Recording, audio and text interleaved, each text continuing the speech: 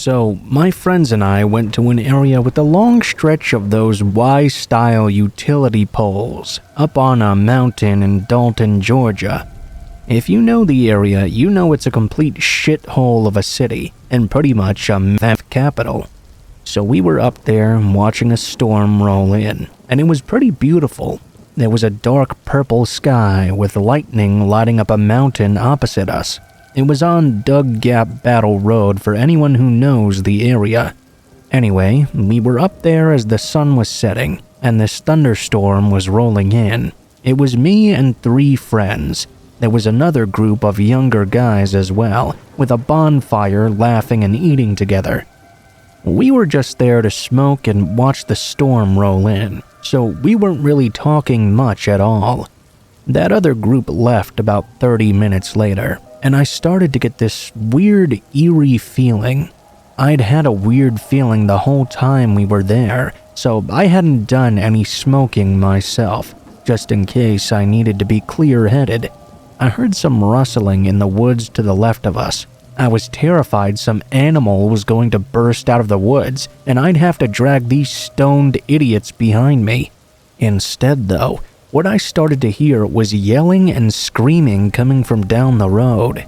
It was a bit of a steep walk up to the overlook. It wasn't too long after that other group of guys had left, so we didn't really think that much of it. Maybe they were having a fight or something. It had continued on long enough, though, for us to get interested in what was happening.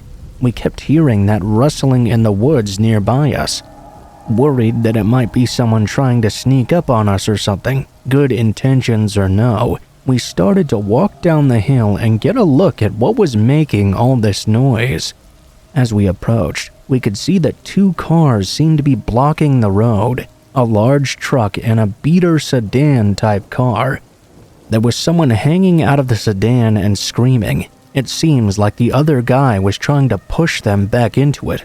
It wasn't a joking scream either. This person was wailing like they were about to die. It was these god-awful screams. We all just kinda looked at each other and decided to quietly exit down the path and get back to our car. We had parked about a half-mile back. We started going back down, and we'd gotten about halfway when we heard one of them yelling seemingly at us. We all dropped down like idiots, like dropped down to our stomachs. We could hear more yelling and knew that they'd clearly seen us. We decided to fuck it and just took off running towards the car. We made it and sped off right away. Neither of the other cars tried to follow us or anything. They very easily could have just left the opposite way. We think maybe it was some sort of drug deal or the like. Who knows though? Wrong place, wrong time, I suppose. I still get chills when I think about what could have happened, even if it could have just been nothing. It was very strange. We did call the cops and they said they went to go check it out, but I highly doubt they ever did.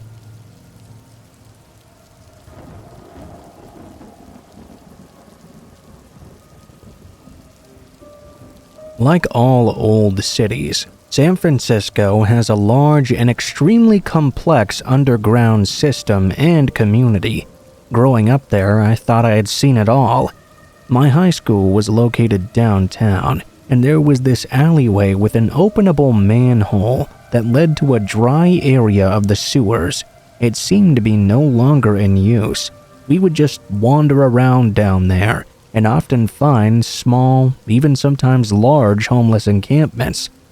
There was never really anything you wouldn't expect to find down there, though. Besides the dry sewer system, during the Japanese internment, the Japanese had built a crazy underground tunnel system that spanned all the way from Soma down through Chinatown. Over the course of the decades, many of these tunnels became fortified. In some cases, underground apartments were even created. I'm sure at one time they were legal. Now though, these are all illegal dwellings, but still fully occupied.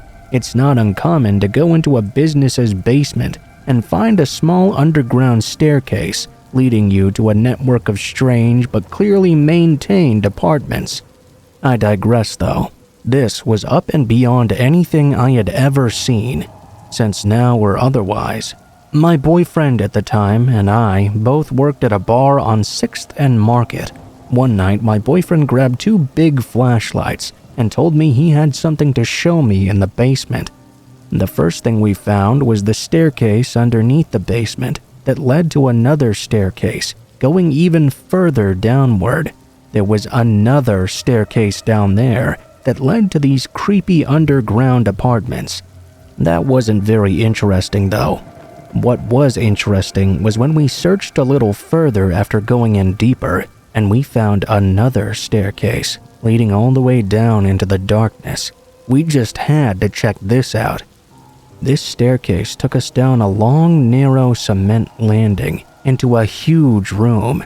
The ceiling had to have been 20 to 30 feet high. Although, for reference, I'm quite short, only about 5 feet, so it may have seemed bigger to me than it actually was. There was no railing on this staircase at all. There appeared to have at one time been a bathroom or something in this room, as there were toilets around here, otherwise just piles of rubble and cement. Off this room was a whole network of dark rooms. Those were huge too. Several of them had very high ceilings. They were all separated by these weird steps. They were only like 2 or 3, and it made the floor very uneven. When I'm saying huge, I'm talking each of these rooms could have held hundreds of people. With our flashlights, we looked around the area. There were light bulbs in some of the rooms that appeared to be operational, but there didn't appear to be anyone down there. To our surprise, we found another small staircase that led even further down to what could only be described as a mezzanine. The ceiling was very low at this point, and we were very deep underground. This is where things started to really get creepy. We discovered several gross old mattresses and mounds of clothing. There were 6-inch clear heels, wigs, other random huge piles of stuff. There were even some tables and chairs, but everything looked broken and rotting. We were musing amongst ourselves what these huge rooms could have possibly been used for. If they had been built during the internment, were they built to hide from the government or something? My boyfriend was getting really creeped out. We were already in so deep though. It was so dark and twisting and turning. Then we found this weird closet. It was almost like a tiny hall, open at both ends. There were shelves inside, just big enough for someone to lie down on. I shined my flashlight on them. "I think we should go now," my boyfriend said. I looked up and saw him standing at the other end of the closet. We were now clearly looking at some kind of ancient dried-up sewer system or something. To our left was a massive antique sewer pipe with ornate brick and mortar around the giant opening. In front of us, where the pipe opened up to, there appeared to be a small building made of mud of some sort. There was a huge depression between the area we were in and the area across from us. It almost kind of looked like a subway station or something. There was rebar sticking out of the earth ominously. We shined our flashlights downward. The area downward was deep enough that it would be very difficult to get out of if you were to fall in. On the other side of the platform were these 3 or 4 cells. They looked like old-timey jail cells from a Western movie. They were all brick and mortar, with arched entryways and big iron bars. The ceiling in this particular spot was really, really high. We were unfathomably deep now, and it seemed like it only led even deeper in. There was no quick and easy way to get out of here. The weirdest and creepiest thing of all, though, was that there was a single red light bulb hanging from the very center of the ceiling. We had noticed the red light right away. In fact, it was bathing this whole bizarre sewer jail construction scene in red light. It didn't occur to us, though, that if these lights were all on, it likely meant that someone was in this area. Maybe they even called it home. I mean, this light bulb had to have been painstakingly placed in that exact spot. I had no idea how they could even mount it in the center of this 30-foot-high ceiling. It's possible that all this had been done by the city at some point. Still, though, we didn't want to stick around. At this point, my boyfriend and I began to hustle our way back out of there. If there was anyone living down there, We imagined they were probably of the unsavory sort. We didn't exactly want to find out, though. We hightailed it out of there with a swiftness and never again went back down into the bar's basement.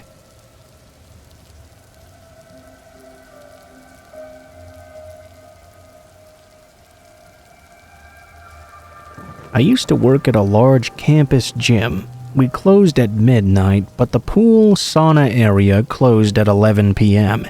At around 11:30, something caught my eye in the locked pool area.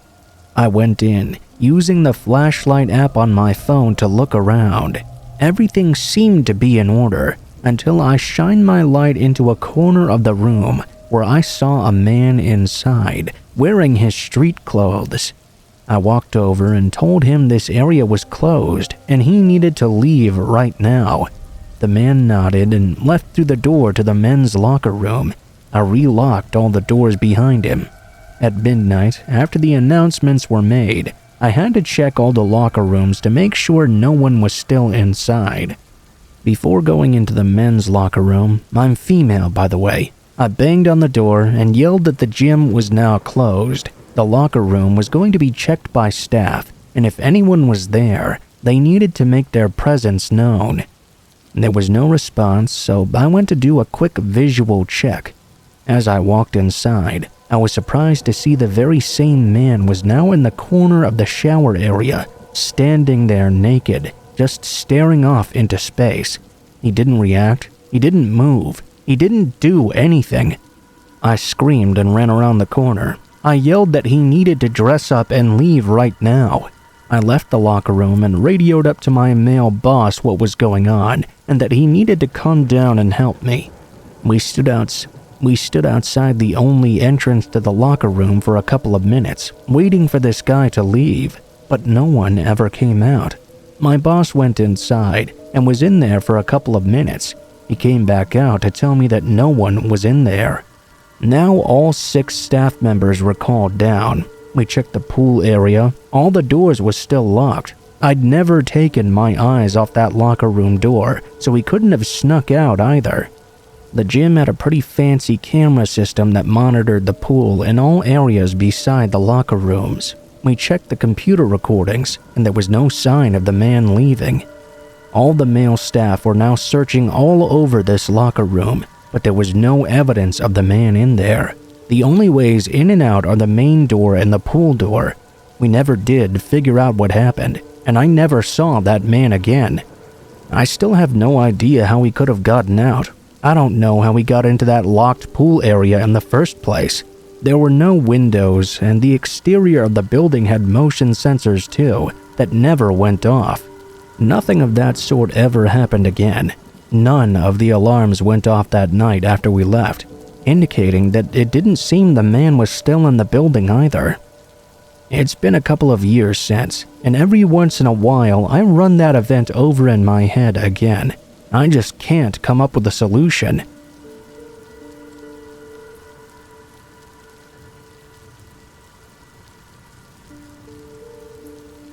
Three years ago, my husband was deployed. He was living 3,000 miles away from our family. It was the middle of the day, and I hadn't talked to anyone in about 3 days. Everyone was busy at this time, myself included. All of a sudden, I got a knock at the door.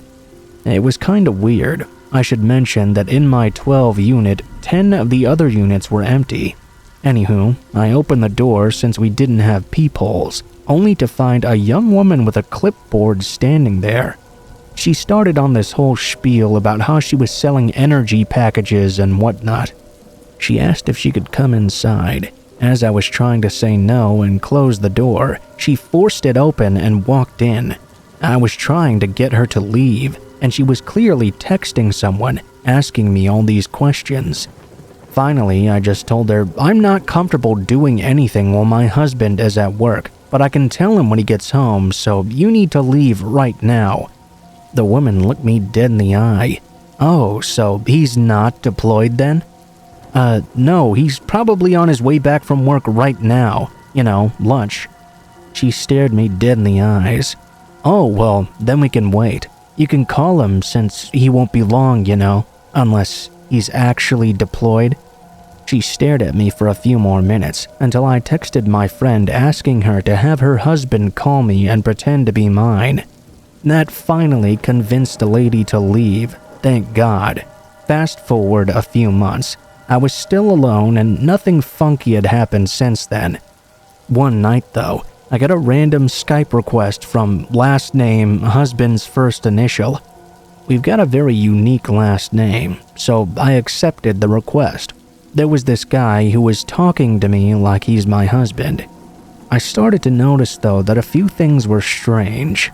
At first, I assumed it must be someone who'd grabbed the laptop I sent to him and was messaging me, until I got an email from my husband and two of his platoon mates telling me they were having a blackout going on and that he'd call later when he could. I told this guy I knew he was not my husband or any of his friends and to stop and leave me alone. Then the person replied back, "Oh, come on, why don't you chat with me? He'll never know. I know you're there alone. I know he's in Afghanistan." I blocked the account, and thankfully that's the last creepy thing that happened.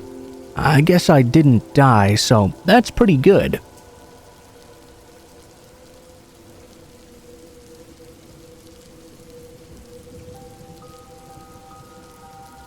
We were on a school trip, ages about 9 to 10 years old, and we're staying in a hostel in London with about 20 other kids and some teachers.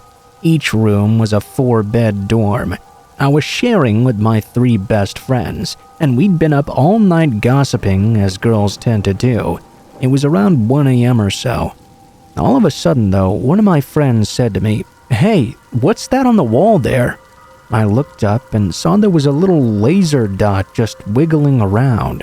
We realized that someone had to be shining it in through the crack underneath our bedroom door. Suddenly, 5 or 6 more appeared on the wall. There was total silence as these little red dots continued dancing around. We were all freaking out quietly. Finally though, I worked up the courage to call out, "Who's there?" Suddenly, the door was being hammered, kicked, and smashed in. It was being broken down by whoever was outside. It was almost like they were furious with us. There were no sounds of voices, just the battering of the door. We started to scream. 4 girls screaming and screaming for 15 minutes until the smashing finally stopped. A staff member came in and started yelling at us to be quiet. The teachers were all super pissed off too, until they realized how traumatized we were. We spent the rest of the night answering questions until the guys at the front desk concluded someone must have slipped in during the night. Nothing was ever done. They never figured out who it was or why. We just got on the bus and went home soon after, and that was that.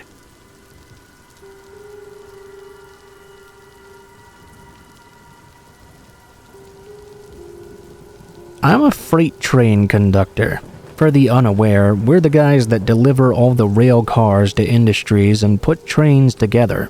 Engineers are the drivers of the trains, and they stay on the engine while the conductors are walking around doing different work. So I'm there in one of our yards at about 3 a.m., putting a train together. My engineer was about a half-mile away, so I was basically in a pitch-black area walking the tracks alone. I was checking all the cars over while walking, and just so happened to hear some extra steps being taken on the rocks behind me. I stopped in place, and those steps stopped too. I turned around, but I couldn't see anything there, so I started to keep going. The footsteps also started again. We see hobos every now and then, so I called out to whoever it is to watch out, because the train was about to start moving. No one answered. As I'm radioing my engineer to start pulling the train along, this cracked-out-looking crazy guy popped out from the other side, staring straight at me. This guy smelled horrible. I was at least 25 feet away from him. His eyes were bugging out and fixated on me. I told the man once again to watch his step, as the train was about to begin moving. As the train did so, the man suddenly rushed and started coming right at me. I started running too, and told my engineer to pull the train faster and get me out of there. The guy was jumping after me. I caught on to the side of a car as it was picking up speed, and the man jumped on too. I hopped off at our yard office and ran inside and locked the door. The man ran straight up to it and began smashing the window with his face. I called my boss, who then called the police. All the while, this guy was pacing back and forth outside the door. About 10 minutes later, he finally wandered off. About 10 minutes after that, an officer arrived. I let him know what was going on and that I still had work to do. He stayed around with me while I finished up. We never saw that guy again, but it really creeped me out. I carry a knife with me now, and I'm extra alert every time I have to work in the yard.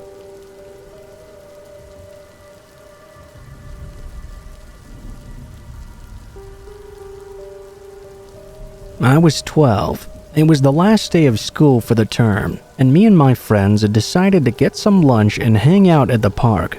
Walking down the street, there was about 10 of us in total. Out of nowhere, a woman approached us walking from the other way. She stood out with these creepy bright-colored lipsticks and weird fashion sense. She stopped us right where we were. Excuse me, boys, I see your school. I'm a tourist from Sweden, and my son lives back in Sweden, too. He went to, She stopped and peered at the school name on my uniform. Yes, your school's name. I was wondering if I could take a photo to show to him. We crossed the road to start to get away from her, but without asking, she pulled out her camera and started to snap several photographs of us. We asked her who she was and told her to delete those photos.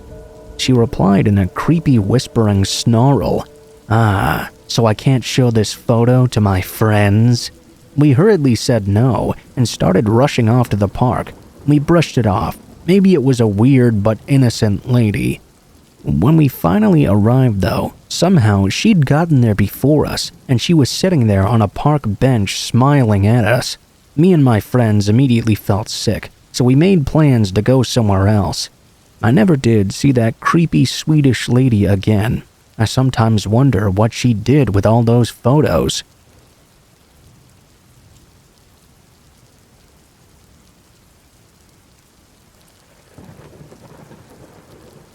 My ex-husband and I used to take quite a few road trips in the earlier parts of our relationship. On one particular trip, we were driving in between Anchorage and Fairbanks. It was sometime in the fall, I believe. Because of this, it was quite dark. It was also the middle of the night, and we were out driving in the middle of nowhere. All of a sudden, we noticed a guy with no coat on, just standing in the middle of the road and staring out into nothing. And when I say we were in the middle of nowhere, I mean there was nothing in either direction for miles and miles on end. The man had the creepiest expression. Initially, I doubted he was even actually there, until my ex also said something along the lines of, "What the fuck is wrong with that guy?" We began to slow to a stop, but as the man approached our car, we decided to simply drive around him. As he disappeared into the rearview mirror, we wondered what that was all about. We talked about how weird it was for years after.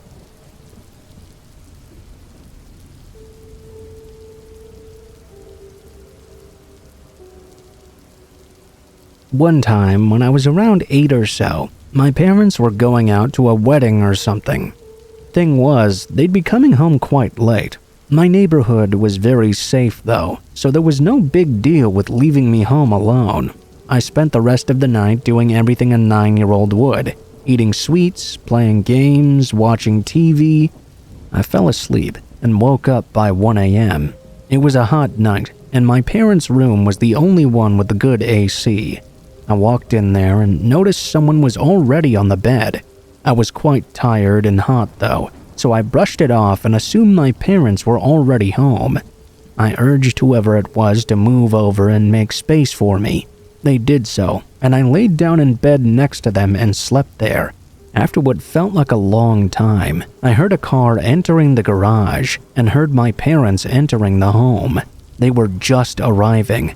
I swear to God, I don't know who or what that was, but it was there with me for many hours before leaving. I never told my parents about this. Sometimes I like to just think it was my brain messing with me, but I'm pretty sure someone was in the house with me that night.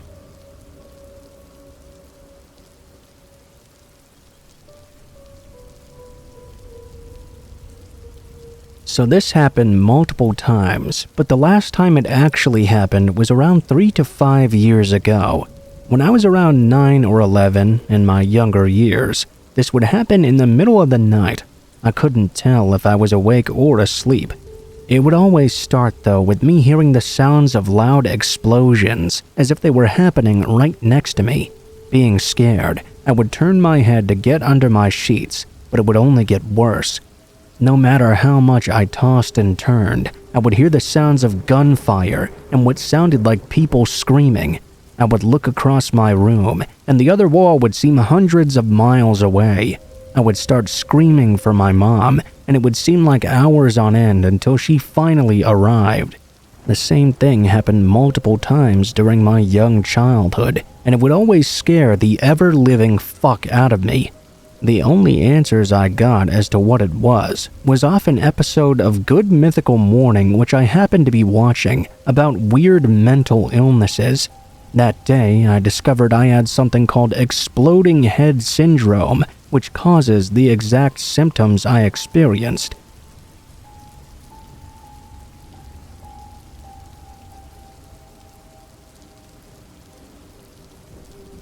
Just a couple hours ago, I was walking into my apartment with my girlfriend when a guy who was sitting down on a bench outside followed after us.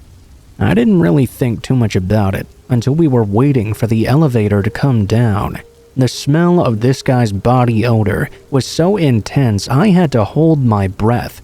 I also noticed he wouldn't stop staring at me. Because I was feeling so uncomfortable, I tried to make some small talk with him, asking him how his night had been so far. He responded with something along the lines of, "Not too good, man. People have been chasing and beating me up all night. So why did you send those people after me?" I was completely thrown off by this response. I quickly changed the subject to the weather, because now I was positive this man was not in his right state of mind. Possibly he was even completely unstable. When the elevator finally reached us at the main floor, my heart was pounding, and I was beyond anxious. I entered the elevator anyways. Before I hit my floor number, I asked the man where he was going to first. The third floor. Yeah, the third floor. I hit his floor number, then pressed mine, which I instantly regretted. As soon as he saw me press the number 6, he just kept repeating 6, 6, 6 over and over, interspersing this weird laugh in between. At this point, I was so nervous I couldn't even bring myself to speak. Confined in this elevator, his odor was noticeably worse, and his stare on me did not cease either. The ride to his floor was short, probably only 40 seconds, but it felt like minutes on end. When the door finally opened, his stare didn't change at all. He kept on staring at me with the door open for 5 whole seconds. My girlfriend called out to him uneasily, "Well, this is your floor, so have a nice night." That seemed to kind of make the guy come to his senses slightly. He muttered a 6 one last time before he walked out of the elevator backwards, still staring at me. I was so relieved when that door shut. I let out a big exhale and tried to catch my breath while my girlfriend was on the verge of tears. We quickly ran to our room and locked the door. We tried to completely forget all about it. We had finally managed to relax until about an hour ago when I heard knocking on all the doors down the hall from us. I heard them go down each individual door knocking. Then it stopped when it came to ours. I have no idea if this guy was schizophrenic or on drugs or something, but I've never been that scared in my entire adult life.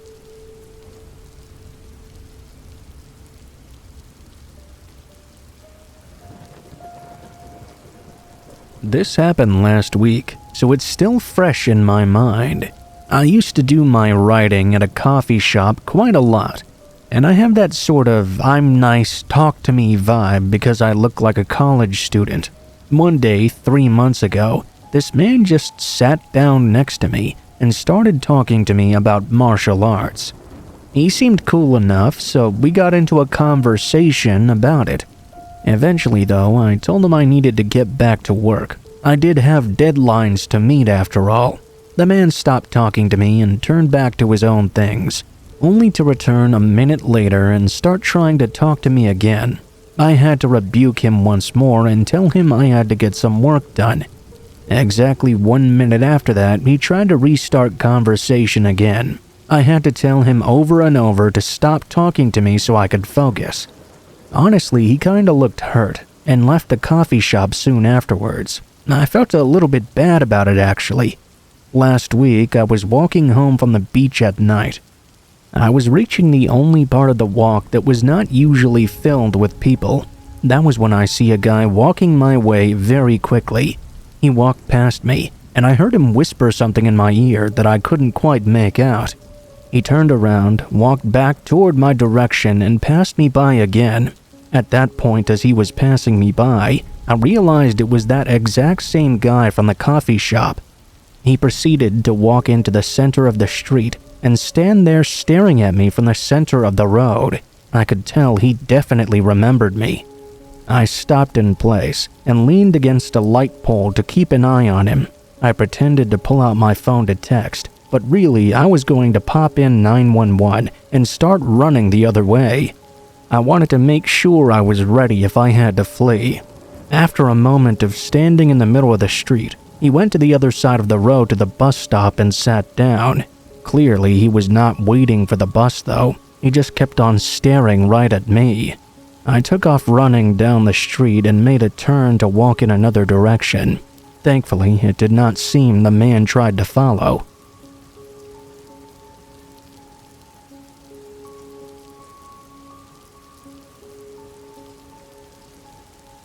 My friends and I would roam about when we were younger. We went on this trip following the highway north out of the city, and after about an hour or so, we found a dirt track leading off into the bush. Driving down this narrow trail, we eventually arrived at a small jetty on a river. It was a nice, serene place. We cracked out some drinks and had a good time together. Hours later, when it was starting to get dark, and the driver believed they were good to go again, we started to head on our way back. Now, there was no room to turn around really, so we pulled off the jetty and he turned his car down the trail. That's when we noticed him. There was a man leaning against a tree. He would have been completely hidden from sight where we were before by the trunk. He was just casually tapping the backside of an axe against his heel while he watched us drive away. We had no idea how long he'd been watching us there for, but needless to say, we got out of there very quickly.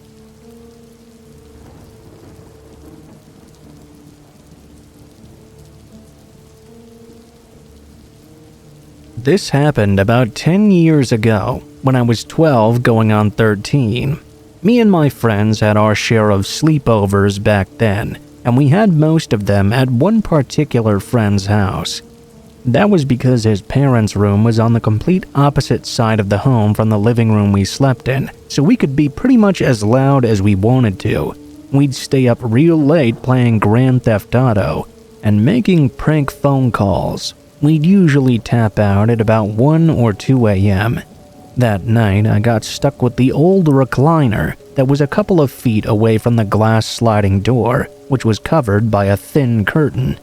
The chair wasn't particularly comfortable, so I was still up long after everyone else had fallen asleep.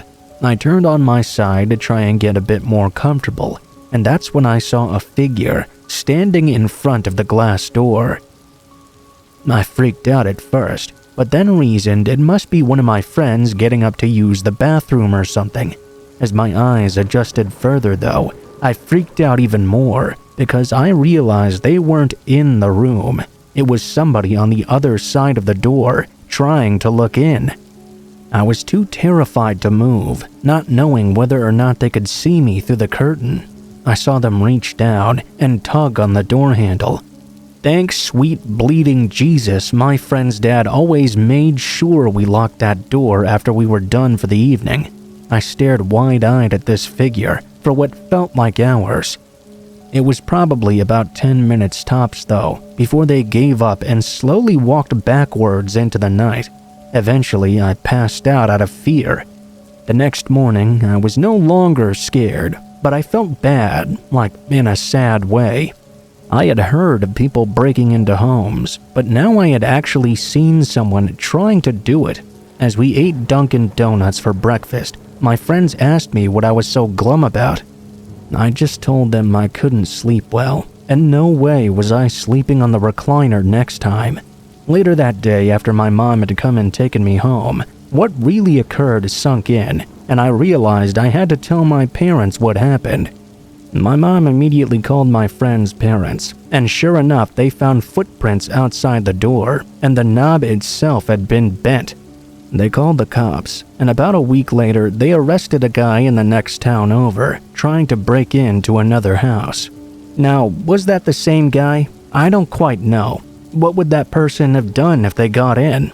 I hope the collective shrieking of a bunch of 13-year-olds would have made them panic and bolt. But then again, maybe it wouldn't have.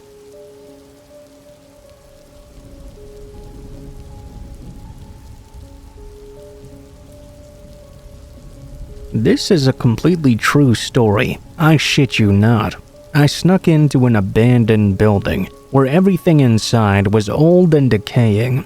Because of a fire that destroyed a lot of the building, it was deemed unsafe to go into, and it had been virtually untouched since the 80s. Everything was still there. Offices with framed family pictures, drawers with 25-year-old rotting snacks inside. Nothing had been disturbed, or so we thought. It was around 2 a.m. when we snuck in. With very few windows and mostly interior rooms, the entire building was pretty much pitch black. We had flip phone flashlights to light the way as we explored this forgotten mess. Then though, we came across a small secluded room that wasn't quite the same as everywhere else. There was a Rubbermaid tub on the table that caught our eye because it was clearly brand new. It had no signs of decay or age like anything else in the building. We curiously approached the table to examine what was inside. Inside this tub was an absurd amount of female makeup and face paint, all very new and clearly well kept. Next to the tub were 2 books, both perfectly lined up with the table and neatly placed side by side. One was Diary of Anne Frank, and the other was a pictographic biography of Kurt Cobain.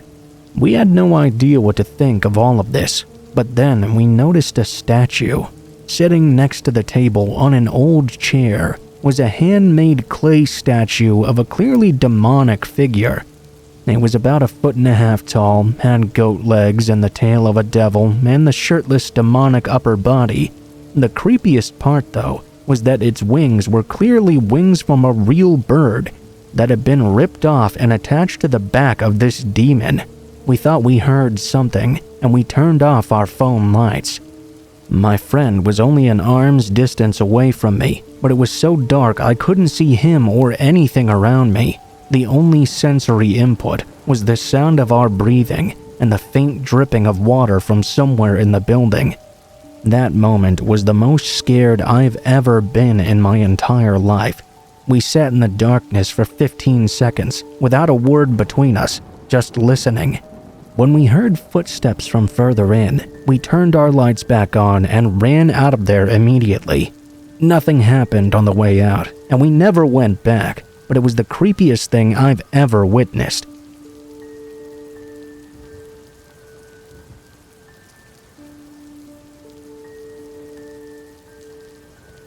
Growing up, I lived next door to one of my best friends.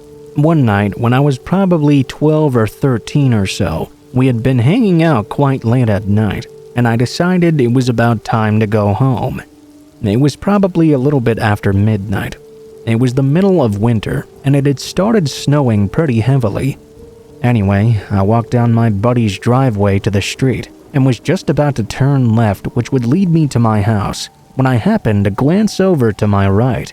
Maybe about 20 meters or 65 feet away, I saw the shape of a person crouching in the middle of the street. mostly obscured by blowing snow. I took a couple of steps toward them and shouted out, asking if they were all right. Without saying a single thing, the person stood up and started running toward me. I turned around and sprinted for my house. I got inside and immediately locked the door behind me. I heard the sound of their body impacting against the door.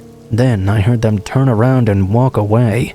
I've thought about that night a lot over the years, and I still have no idea what the hell that person was doing, crouched there in the middle of the road in the dead of night during a blizzard.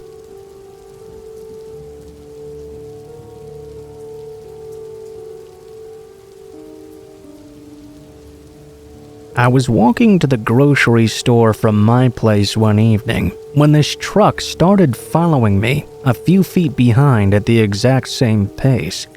I freaked out a little, but I thought to myself that maybe I was just being paranoid. This went on even longer though. I came upon a walking trail in between a couple of houses that led to a park on the other side. I dipped in real quick to try and lose them. I thought they would just move on, and realized that surely I was being paranoid. Well, as soon as I turned down that path, the truck roared off. Just as I came out into the park on the other side, I saw the truck roaring down the block and down the street in front of me. I instantly turned around and started walking back. The truck spun around again and started to drive back toward the entrance. I knew now they were going to try and cut me off. I turned around again and ran through the park. There wasn't much of anywhere I could go, as the park was on the back side of the grocery store, and I would be exposed for too long, walking around in either direction. I did the best I could and ran behind a dumpster, thinking they would give up if they couldn't find me. It felt like an eternity, but I soon heard the truck roaring back down the street toward me and stopping right beside my dumpster on the other side. I remember thinking in that moment, man, fuck this. I walked over to the truck, mustering as much bravado as I could. To my surprise, though, there was a woman inside, which I definitely hadn't been expecting. I walked right up, heart pounding, and asked her why she was following me. She looked at me with hatred in her eyes and asked, "Are you from Black 71? I'll never forget that sentence for the rest of my life. I had no idea what that could possibly be, so I just asked her dumbfoundedly, "What are you talking about?" I said, "Are you from Black 71? She asked again with a lot more anger thrown in. I told her I had no idea what that was. She looked at me as though she was trying to look right through me and discern whether or not I was lying. "Then why were you hiding?" she asked. I told her it was because some random person was following me in a truck while I was trying to get my groceries.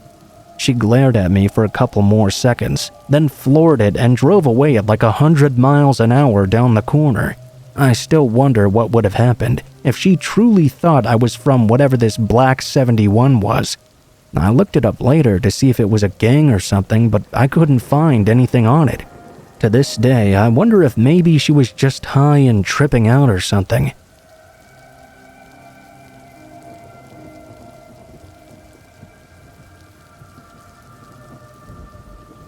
I remember one night I was sitting in my apartment waiting for a friend to come over when there was a knock on the door. I was in a locked complex, so I felt fairly safe to just say, "Come in."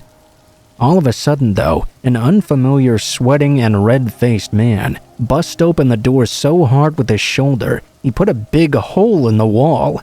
He took 3 huge strides in and looked around. "Hey there, this is a nice apartment." He doubled over and grunted like he was trying to exorcise a demon from himself. My roommate was horror-struck in the kitchen, and I remember grabbing a nearby knife and thinking if he got any closer, I was going to stab him as many times as I could. The man stayed where he was though, so I kept a calm tone and acted like he was welcome. He seemed to either be having a schizophrenic episode or intensely tweaking, maybe even both. I grabbed a beer and slid it over to him, where it remained unopened for several minutes. Finally, I worked up the courage to send him off so I could go to bed. Somehow, he believed that and left without a fight. Those stretch of seconds, though, where I was trying to mentally prepare myself to kill this crazy intruder, still gets me locking the door every time I can.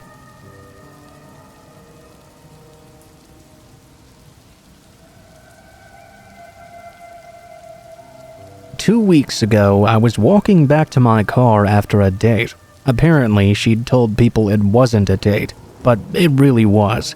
My car was on the 3rd floor of a nearby parking garage. I moved with the flow of foot traffic and ended up jammed into a small elevator with about 10 other people. The elevator began to ascend, but after a couple of floors, the elevator dropped very suddenly. We all laughed this off as nothing because we continued our climb just fine after. After a couple more floors, though, the elevator dropped unexpectedly again. This happened several times, but the doors refused to open to let anyone off. The garage was 7 floors high. Eventually, we went all the way to the top and almost dropped down to the bottom twice, then climbed up the whole way again. By the time this whole ride had finally ended, with the doors opening on the 1st floor where we'd started, many people were screaming, terrified for their lives. Others were completely petrified. One woman in particular was just locking eyes with me almost the entire time, as if she knew we were going to die or something. I think her wide-eyed face full of terror was just as horrifying as the rest of the experience was for me.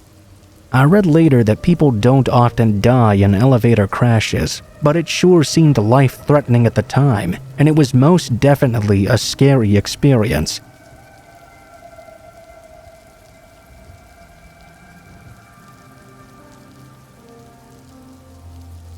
I was riding my bike home late one night when I saw that coming my way was a very large man with sunglasses on.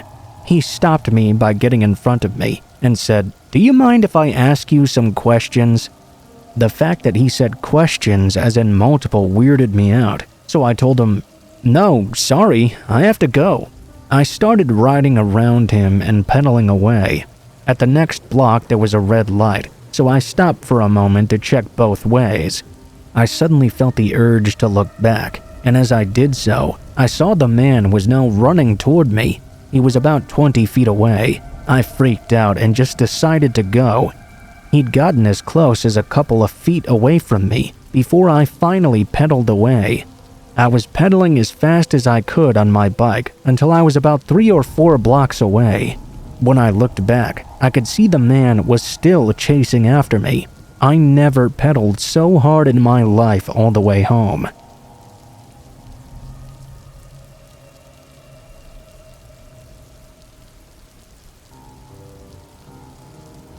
This happened a few years ago while I was in university. At the time, I still lived with my mom and my brother, and I commuted back and forth to school 2 days a week. I woke up for school one day, got ready, and went out to my car to leave.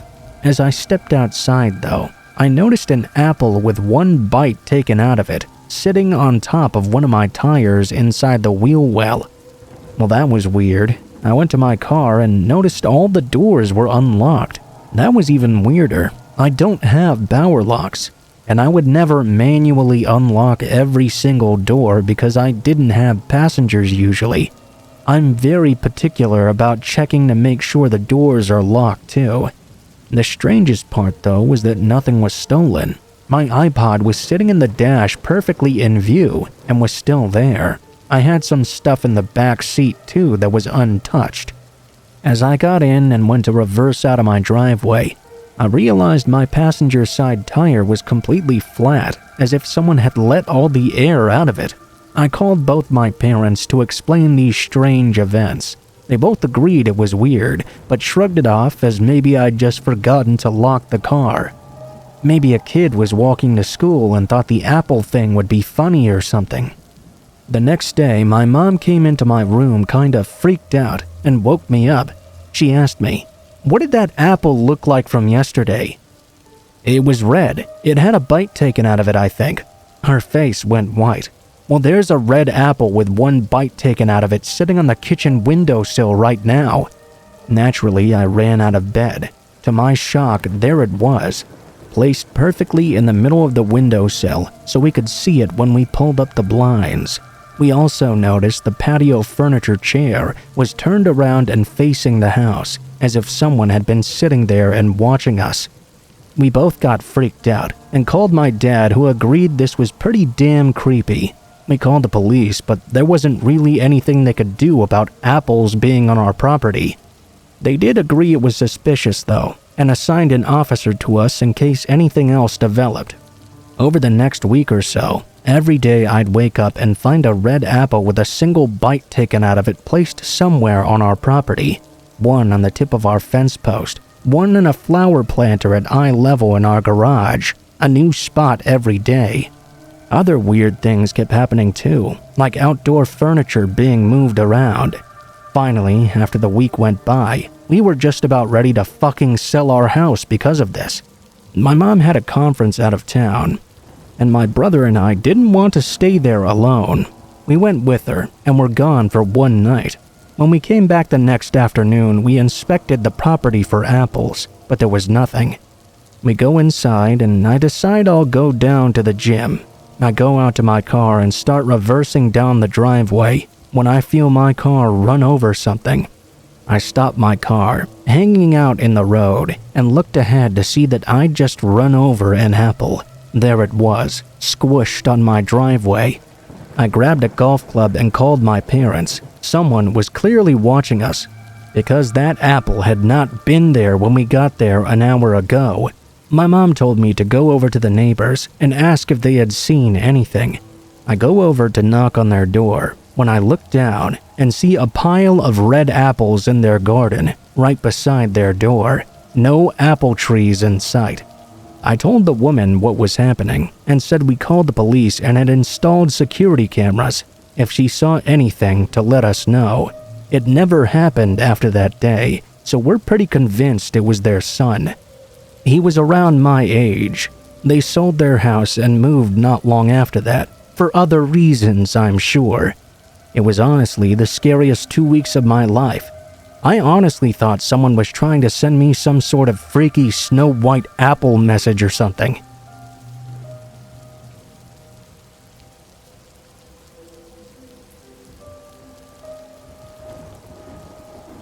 My wife was in the house. I was in the garage, which was detached from the house, at the back of the yard, maybe 25 feet away. This was in the days before everyone had a cell phone, so I'd bought us some cheap Radio Shack walkie-talkies so my wife could reach me if she needed me without having to come outside. You know, time for dinner, you gonna come to bed, that kind of stuff. Anyway, it was around 2 a.m. when my wife called me up over the walkie-talkie. "I'm heading to sleep now. You coming in?" "I'll be right there," I radioed back. "Me too," said someone else over the walkie-talkie. A male voice, clearly not me, and not my wife either. Did I mention these were cheap walkie-talkies and they only had a range of 35 feet? Which means whoever had said that was right outside. "Was that you?" asked my wife. "No," I said, trying not to let on that I was actually shitting my pants at that moment. I told her to lock the door. I looked around the garage, hoping to find something to use as a weapon.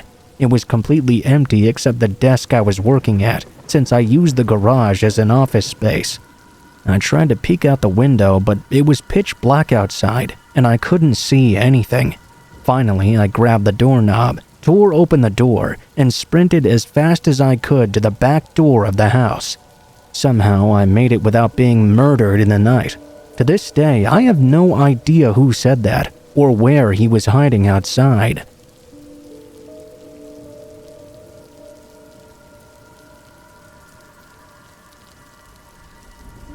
A buddy of mine and I decided to explore an abandoned chemical plant just outside of town. It was the middle of the night. This plant had shut down years before due to some EPA/Superfund issues. We decided to skip roaming in the fields where the tanks and pipes had been.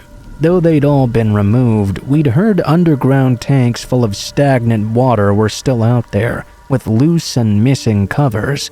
Falling 50 feet into mucky water and drowning didn't sound like a good way to die. so instead we decided to break into the administration building, which was open to the elements anyway. It had busted windows, doors which were pried open, etc. We wandered through moldy, ruined offices, saw busted mainframes. Then we turned a corner and entered another room. With our flashlights, we could see some gang graffiti and pentagrams on the wall. Pretty creepy, sure, but we figured it was just kids or people playing around before us. Everything was fun and games until we turned the corner and saw several bullet holes in the sheetrock. Sheetrock which was soaked with fresh blood. Trails were dripping down the wallpaper into a small pool on the floor. We didn't stick around for much longer after that.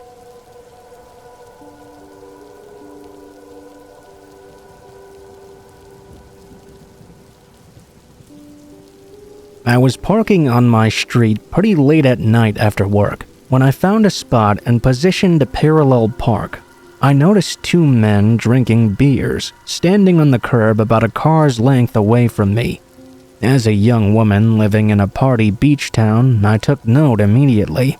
I parked the car and decided to wait, in hopes they would either move or walk away.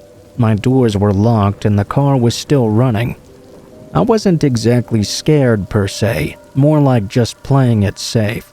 All of a sudden though, I could no longer see one of the men. I turned around in my seat to look for the other one. Just at that moment as I looked away, the one in my peripheral vision lunged in and tried to yank open my passenger door. Then I could feel and hear the missing man climbing onto the roof of my car from the back. My first instinct was to put the car in gear and get moving. Now the guy on top was riding my car like a bull. I could see his hands gripping onto my windshield. I had a moment of thought that I could either accelerate until he fell off or hit the brakes and send him flying. I hit the gas and kept driving until I heard and felt the thud of his body against the pavement. Malicious intent or not, I can't believe they would be so dumb as to climb onto a terrified girl's moving car. Needless to say, I parked in my neighbor's spot that night.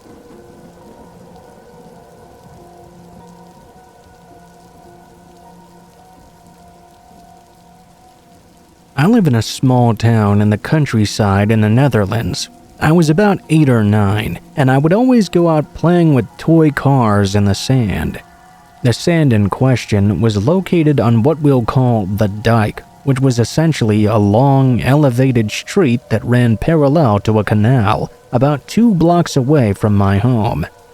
One evening, I was playing with one of my friends as usual. The sun was going down, so we grabbed up all our stuff and went our separate ways. My friend lived just down the road, directly connected to the dike, so we went our separate ways. I heard a car coming down the road and didn't think anything of it. The next day, though, it turned out the person in that car was a registered sex offender who had tried to grab my buddy that night on his way home. He'd only just managed to yank himself free as it was happening right outside his house. Then he jumped into his garden. After that, I wasn't really allowed to play in that area anymore. It always felt so creepy though, how close I came to losing my friend that night, and how close I'd been from my very own encounter too. I guess it might be pretty tame compared to some other stories here, but that's the kind of thing that sticks with you.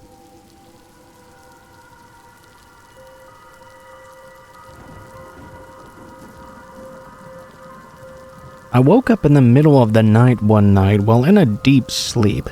I was in my room at my mom's really creepy old house. As I started to come to more, I noticed there were 3 ladies in white gowns standing around my bed. They just stood over me, staring down at me for an entire minute. I didn't know what to do, so I just sat there shaking and scared shitless. They all turned to each other and started mumbling something. All of a sudden, they opened the door to my balcony and literally jumped off into the night. In the morning, when I told my mom about this, she went to check and found blood below the balcony where they jumped off the night before. I have no idea who they were, and just thinking about that night scares me.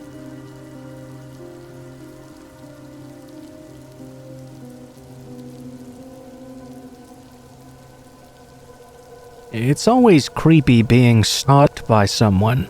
I've been stalked 3 times, but I'll just recount the creepiest time it happened. I was at university. I had a doctor's appointment which was on a side street, just off the main shopping street in the city. It was in the middle of a chilly afternoon. There were a few people around, but not that many. As I was walking, I noticed a man step out of one of the shops. Immediately, I noted 2 things about him that struck me as quite weird. 1, he was wearing a long black coat, carrying a black briefcase, and wearing a black top hat. 2, he had this weird look in his eye when he caught me looking at him. His lips curled up, and there was a glint in his eye that looked almost hungry. I'm the type to smile back at people out of politeness, so I did so this time as well. I remember acknowledging how out of place he seemed, but then I quickly forgot about it and kept on walking on my way. I had walked about 200 meters and just turned off onto my side street when a sudden feeling made me look left and back over my shoulder. I saw him on the opposite side of the street, walking quickly and looking toward me. I thought to myself, oh, it's that guy. Don't freak out, he's probably just walking in the same direction. I took my phone out and pretended I was texting while walking. I noticed out of the corner of my eye, though, that he was crossing right over to where I was. I started to walk a bit faster. I could see the doctors up ahead, so I tried to quicken my speed. His footsteps were loud behind me, and my heart was beating fast in my chest. I could tell he was so close, it was almost like he was about to step on the back of my heels. I took a sharp right to the doctors and ran right up to the glass door. To my horror, I could see in the reflection him right behind me, jerking in shock that I'd veered off to the side. I ran in, and the receptionist told me to go upstairs and wait in the waiting room. By now, I was shaking and feeling sick. Maybe I was just being dramatic. My doctor arrived in 5 minutes. She told me I looked pale and frightened, and I explained what happened. She told me we should look out the window from the 2nd floor and see if the man was still there. I was sure he would be gone by now, but as we looked out, I could see him walking at the end of the street back and forth. He was hovering outside and was peering in for several minutes before slowly walking away. I'll never be able to say exactly what his intentions were. Maybe he was just a guy who wanted to meet a girl and ask for her number, but him not saying anything made the situation so much worse. That's one of the few times in my life where I had the feeling I was in real danger.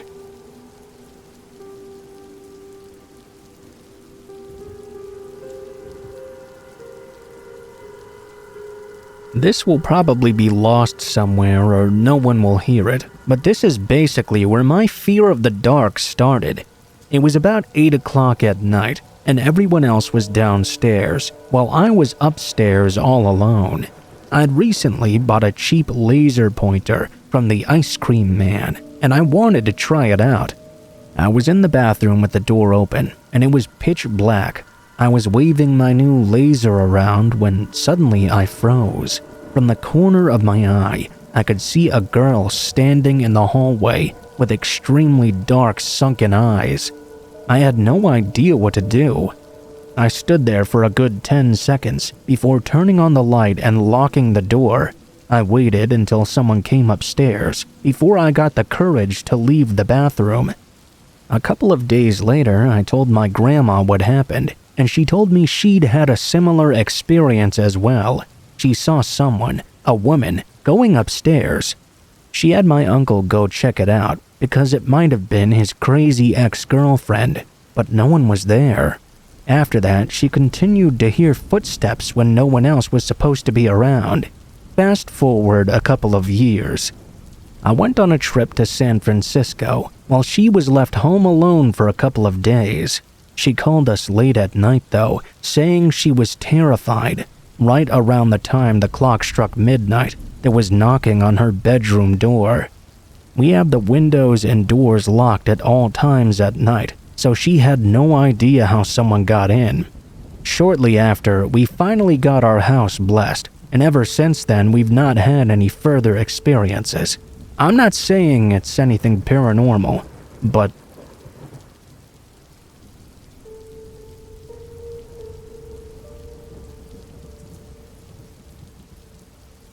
I was about 6 or 7 years old and lived in Colombia. I had made a trip to Cali with my grandparents to visit some family friends.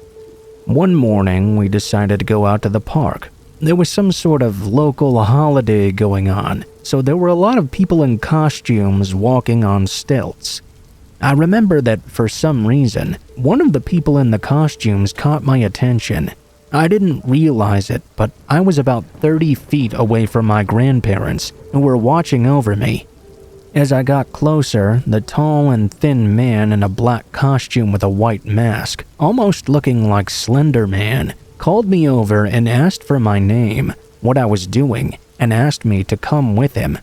I began to mindlessly follow him for a few seconds until I heard my name being screamed. The man pulled at my hand, but because he was on stilts, it slipped away as I ran. I don't think I've ever been so scared in my life. To think that I could have been kidnapped still terrifies me to this very day.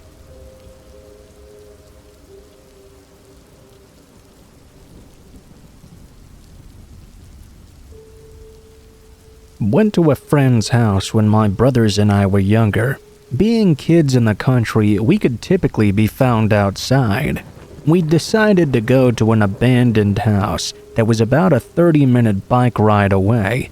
We'd actually been there a few times before. We'd gotten about halfway there, all 4 of us queued up on the side of the road, about to bike up the final hill. That was when, right in front of us, coming our direction, we saw a 4x4 truck doing 100 kilometers an hour. It wasn't exactly unusual. People were always flying down these roads, and we were quite used to it. We slowed down and pulled over to the side to avoid being hit. A few feet before the truck passed us by, though, we saw a 20-something-year-old woman lean out the window. Her legs were still in the truck, and it looked like she was being held down. When she saw us, she began screaming for help as the car sped past. We sort of looked around and at each other. My heart was beating out of my chest.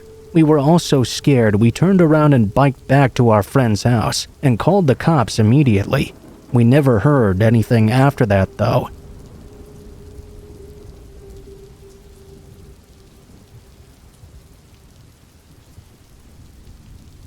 My husband and I were driving 700 miles to our new home, both 23 at the time. It was late at night with a few other cars on the highway. I was driving when I noticed there was a car right on my bumper. My husband noticed too after about 15 minutes and told me to let him by. Every time I switched lanes, though, his car did too, very obviously so. I switched lanes probably every minute for 10 minutes. I sped up finally and seemed to have lost him. 3 minutes later, though, I noticed the car was right back on my bumper again.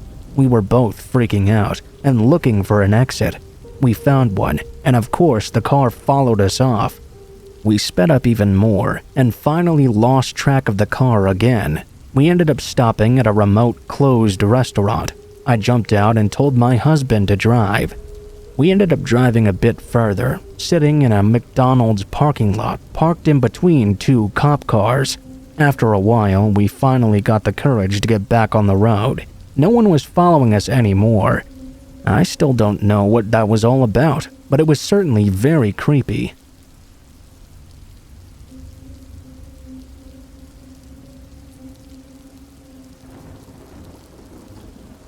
A couple of years ago, I used to live in a residential neighborhood with a lot of interconnecting streets, fields, and shortcut trails that cut between houses so you didn't have to walk all the way around.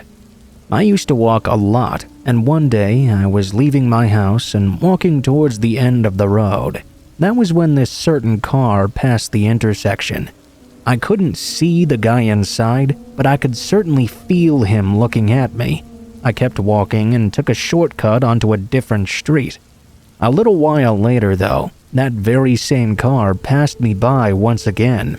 It went a bit further down and parked. The man got out and started walking towards me.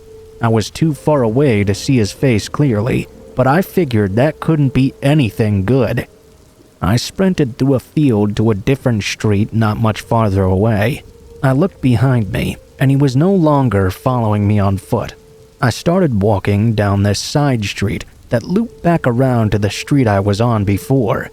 When I got to the end of it though, I saw the car pass by again. Now I was getting pretty freaked out. There were so many houses around though, I figured nothing could happen, so I kept on walking. I got to a long stretch of houses, where at the end of the houses, it turned into a street thickly lined with trees. The car was parked right at the end, waiting for me, I assumed. Well, of course I'm not that dumb, so I pivoted and started walking a different way towards my house. The car passed me by again. This time I turned to glare at it though. It slowed down for a second, then sped up and hightailed it away. I never saw it again after. I did, however, remember the make and model, and every time I saw a similar car parked in someone's driveway, it always made me wonder. I also have to wonder what would have happened if I had walked to where they were parked. What a creepy fucker.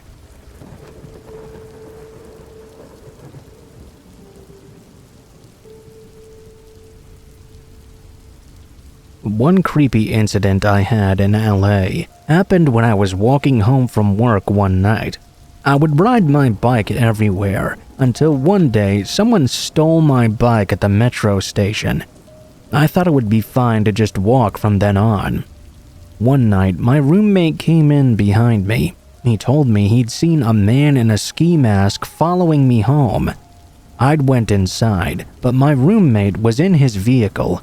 Because he was there, the masked man had to pretend he lived there or something and go in through the garage. He promptly did so. According to my roommate, though, the man hid underneath a vehicle. My roommate got out of his car and told the man, "I can still see you." The man continued to hide underneath the car until my roommate came upstairs to tell me the whole story. After that, he swiftly fled away.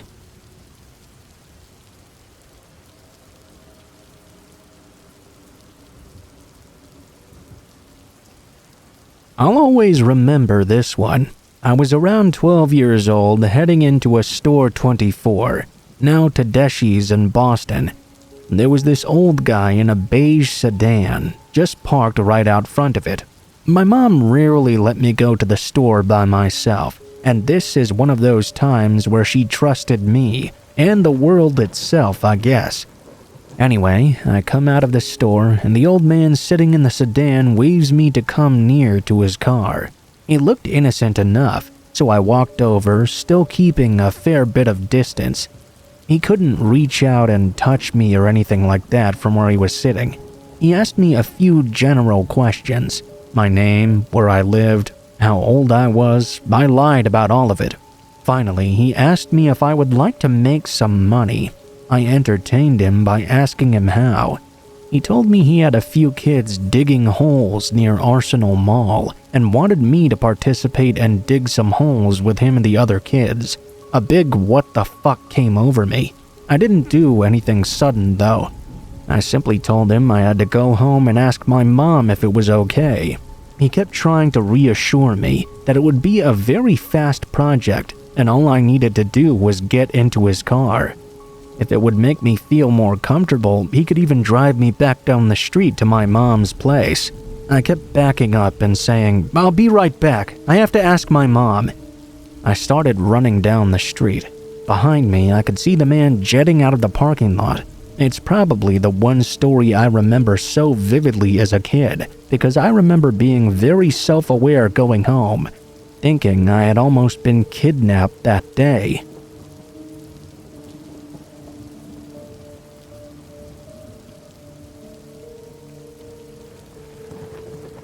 May 21st, 2011 was the day Harold Camping predicted the rapture would happen. That day started perfectly normal for me. My sister and I, both teenagers at the time, were home alone watching TV downstairs. In the late afternoon, though, we heard a knocking at the door. We weren't expecting anybody to come over, so we crept upstairs to look out my bedroom window, which had a good view of the walkway to our house and part of the driveway. There was an unmarked white van parked on the street, still running. The knocking got louder and more aggressive. He even started using the metal knocker on our front door. Eventually, the banging and knocking got so strong that the glass windows in my room were even shaking in the window pane. After a few minutes, the man stepped off the porch onto the walkway and peered straight up into my window. The man stared at us, smiling. He gave us a quick wave, then walked over to the van, into the passenger side, and the car drove away. I have no idea who he was or what he wanted. It was extremely scary at the time. Afterward, though, my sister and I, who are not Christian by the way, joked he must have been herding us up for our 5 months of hell on earth.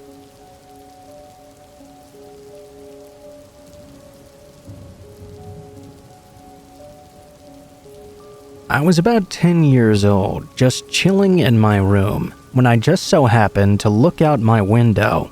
I was just in time to see the shadow of a man with a knife sneaking past.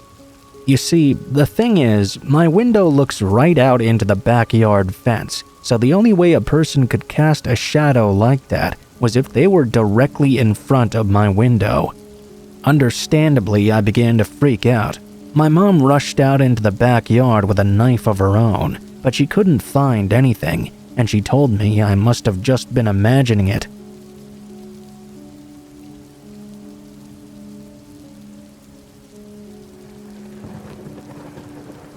This happened just yesterday.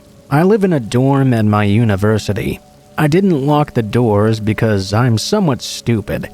At 5:30 in the morning, I woke up because I could feel someone touching my legs.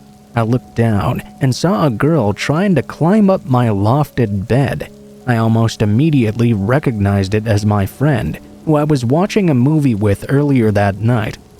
Because of this, I wasn't that startled. I assumed she must have forgotten her phone or something and came back to grab it. She started climbing back down the ladder now that I was awake and walked back across the room. She stopped in the doorway and briefly looked at me Blair Witch style before abruptly leaving. My friend has a history of sleepwalking though, and talking, so I didn't really get that startled. Throughout the whole 20-second or so ordeal, I couldn't quite muster up the energy to speak, so I didn't so much as say a single hello. Shortly after she left though, I texted my friend asking why she'd been in my room.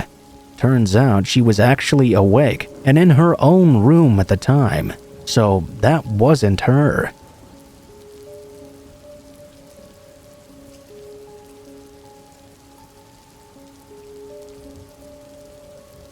When I was younger, there was a pedophile in a wheelchair who used to live next to the local playground. I was on the swings once talking to my friends, when all of a sudden, we could hear someone calling out for help. It was him. Often, to bait kids into coming near him, he would knock himself purposefully over in his wheelchair and have kids nearby come to help him up. Well, as it turns out, he actually needed some help that day. Instead, though, my friends and I ran away and informed my mother what happened. She told us to stay in the house while she contacted the police. A day later, she showed me the newspaper. In there was his obituary, stating he had died from a severe heart attack. Not exactly the creepiest, but the fact that I basically let a man die on purpose, even though I could have saved him, gives me the chills.